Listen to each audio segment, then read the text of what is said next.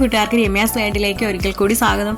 അപ്പം ഞാനിന്ന് വന്നിരിക്കുന്നത് ചെറുനാരങ്ങ വച്ചിട്ട് ഈസി ആയിട്ടും അതുപോലെ തന്നെ ഒട്ടും കയ്പില്ലാതെ എങ്ങനെ നമുക്ക് അച്ചാർ റെഡിയാക്കാമെന്ന് നോക്കാം കേട്ടോ. അതിനായിട്ട് ഞാനിവിടെ ഇതാ ഒരു കിലോയുടെ അടുത്തുണ്ട് കേട്ടോ ഈ ചെറുനാരങ്ങ. അത് ഞാനിവിടെ എടുത്ത് വെച്ച് നന്നായിട്ട് കഴുകി എടുത്തിട്ടുണ്ട്. എന്നിട്ട് ഞാനിത് ഇഡ്ഡലി പാത്രത്തിൽ ഒന്ന് വച്ച് കൊടുത്തിട്ടുണ്ട് കേട്ടോ. നമുക്കൊന്ന് ആവിയായിട്ട് എടുക്കാം കേട്ടോ. അപ്പം ഇതാ ചെറുനാരങ്ങയെല്ലാം നല്ല സോഫ്റ്റായി വന്നിട്ടുണ്ട് കേട്ടോ. അപ്പം അത് മതി കേട്ടോ. ഒത്തിരി അങ്ങ് ഇത് വെന്ത് പോയാൽ ഈ നാരങ്ങ പൊട്ടി വരും കേട്ടോ. അപ്പം അത് വേണ്ട. നമുക്ക് ഇപ്പോൾ ഇതാ സോഫ്റ്റായി കിട്ടേണ്ട ഇത്രയും മതി. ഇനി നമുക്കത് തണുക്കട്ടെ കേട്ടോ. അന്നേരം നമുക്കത് നുറുക്കിയെടുക്കാം.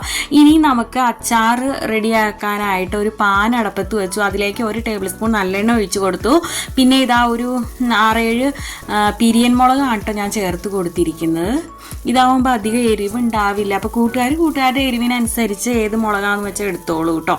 അപ്പോൾ ഇനി ഇത് നമുക്കൊന്ന് മൂപ്പിച്ചെടുക്കാം കേട്ടോ. മീഡിയം ഫ്ലെയിമിൽ വെച്ച് കൊടുത്തിട്ട് എന്നിട്ട് നമുക്കിത് ചൂടാറി കഴിയുമ്പോൾ മിക്സിയുടെ ജാറിലേക്ക് ഇട്ട് കൊടുത്തിട്ടുണ്ട്. എന്നിട്ട് തിളപ്പിച്ചാറിയ വെള്ളമാണ് കേട്ടോ ഞാൻ ചേർത്ത് കൊടുക്കുന്നത്. എന്നിട്ട് നമുക്ക് നന്നായിട്ട് അത് അരച്ചെടുക്കാം കേട്ടോ. ഞാനിതാ ചെറുനാരങ്ങ എല്ലാം ഇതാ ഇവിടെ 4 പീസായിട്ട് ഞാനിവിടെ ഇതാ മുറിച്ചെടുത്തിട്ടുണ്ട് കേട്ടോ. അപ്പോൾ കൂട്ടുകാർക്ക് 8 പീസായിട്ടോ എങ്ങനെ വേണമെങ്കിലും നമുക്ക് എടുക്കാം. ഇപ്പം ഇതാ ഞാൻ ഇതിലേക്ക് കായംപൊടിയാണ് കേട്ടോ ഞാൻ ചേർത്ത് കൊടുക്കുന്നത്. നമുക്ക് ഈ അച്ചാറിലേക്ക് ഈ നാരങ്ങയ്ക്ക് ആവശ്യമായ കായംപൊടി ഞാൻ ഈ സമയത്ത് ചേർത്ത് കൊടുത്തിട്ടുണ്ടായിട്ട് നന്നായിട്ട് മിക്സ് ചെയ്ത് വയ്ക്കുകയാണ്.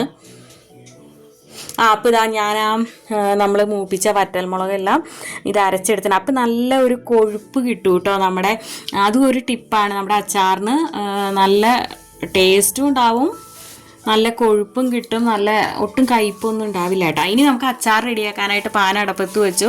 അതിലേക്ക് ഒരു 3 ടേബിൾ സ്പൂൺ നല്ലെണ്ണ ഒഴിച്ച് കൊടുത്തു. പിന്നെ ഇതാ കടുകും ഉലുവയും ഞാൻ ചേർത്ത് കൊടുത്തിട്ടുണ്ട്. അതെല്ലാം നന്നായി മൂത്ത് വന്നിട്ടുണ്ട്. അപ്പോൾ ഈ സമയത്ത് ഞാൻ അതിലേക്ക് നമ്മൾ അരച്ച് വെച്ച ഇതുണ്ടല്ലോ വറ്റൽമുളക്, നമ്മൾ അരച്ചെടുത്ത ആ പേസ്റ്റ് നമ്മൾ ഇതിലേക്ക് ചേർത്ത് കൊടുക്കുകയാണ്.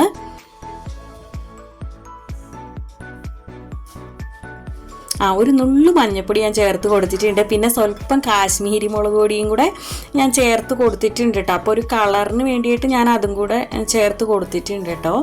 എന്നിട്ട് ഇനി ഇത് നമുക്ക് നന്നായിട്ടൊന്ന് മൂപ്പിച്ചെടുക്കാം കേട്ടോ. ഈ സമയത്ത് ഞാനിവിടെ ഇതാ ഉലുവാപ്പൊടിയാണ് കേട്ടോ ഞാനിപ്പോൾ ചേർത്ത് കൊടുത്തിരിക്കുന്നത്. ഉലുവ വറുത്ത് പൊടിച്ച് വച്ചിരിക്കുന്നതാണ്. അപ്പോൾ അത് ചേർത്ത് കൊടുത്തു. ഉലുവാപ്പൊടി അധികം ചേർക്കണ്ട കേട്ടോ കൂട്ടുകാരെ, അപ്പോൾ ഒരു കയ്പ്പ് രസം വരും. ഇനി ഇതാ നമ്മൾ ആ നാരങ്ങ നുറുക്കി വെച്ചതുണ്ടല്ലോ അത് നമ്മൾ ഇതിലേക്ക് ചേർത്ത് കൊടുക്കുകയാണ്. ഇത് ഞാൻ ഈസി എന്ന് പറഞ്ഞ് ഞാൻ ഇതിൽ വെളുത്തുള്ളിയോ പച്ചമുളകോ ഒന്നും ചേർത്തിട്ടില്ല കേട്ടോ. അതായത് വളരെ പെട്ടെന്ന് തന്നെ നമുക്ക് ഉണ്ടാക്കിയെടുക്കാൻ പറ്റിയ ഒരു അച്ചാറാണിത്. എന്നാൽ അടിപൊളി ടേസ്റ്റുമാണ് കേട്ടോ. അപ്പോൾ ഇനി ഇതെല്ലാം കൂടെ ഒന്ന് മിക്സായി വരണം കേട്ടോ. ജസ്റ്റ് ഒരു 2 മിനിറ്റ് നമുക്കിതൊന്ന് തിളപ്പിച്ചെടുക്കാം.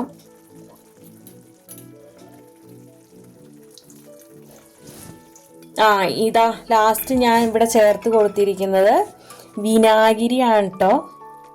ഒരു 2 സ്പൂൺ വിനാഗിരി ഞാൻ ഈ സമയത്ത് ചേർത്ത് കൊടുത്തിട്ടുണ്ട്.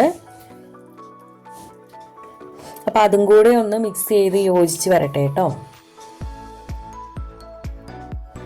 അപ്പം ഇത്രേ ഉള്ളൂ കേട്ടോ, നമ്മുടെ അടിപൊളി ചെറുനാരങ്ങ അച്ചാർ ഇവിടെ റെഡി ആയിട്ടുണ്ട്. അപ്പോൾ കൂട്ടുകാർ ഇങ്ങനെ ഉണ്ടാക്കി നോക്കിയിട്ടില്ലെങ്കിൽ ഒന്ന് ട്രൈ ചെയ്ത് നോക്കിക്കോളൂ കേട്ടോ. അടിപൊളി ടേസ്റ്റാണ്, ഒട്ടും കയ്പൊന്നും ഉണ്ടാവില്ല കേട്ടോ.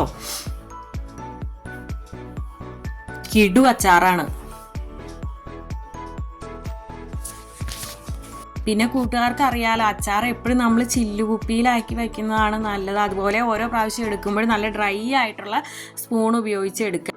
പിന്നെ ഈ അച്ചാർ 2 ദിവസം നമ്മൾ അച്ചാർ ഇട്ട് വെച്ചിട്ട് 2 ദിവസം കഴിഞ്ഞിട്ട് എടുക്കുകയാണെങ്കിൽ സൂപ്പർ ടേസ്റ്റ് ആയിരിക്കും കേട്ടോ. നമ്മൾ അപ്പം തന്നെ ഉപയോഗിക്കാനും കുഴപ്പമില്ല, പക്ഷെ എന്നാലും അതിലും നല്ല ടേസ്റ്റ് ആയിരിക്കും 2 ദിവസം കഴിഞ്ഞിട്ട് ഉപയോഗിക്കുകയാണെന്നുണ്ടെങ്കിൽ. അപ്പം ഇനി നല്ലൊരു വീഡിയോ ആയിട്ട് വരുന്നവരെ okay tata bye bye, thanks for watching.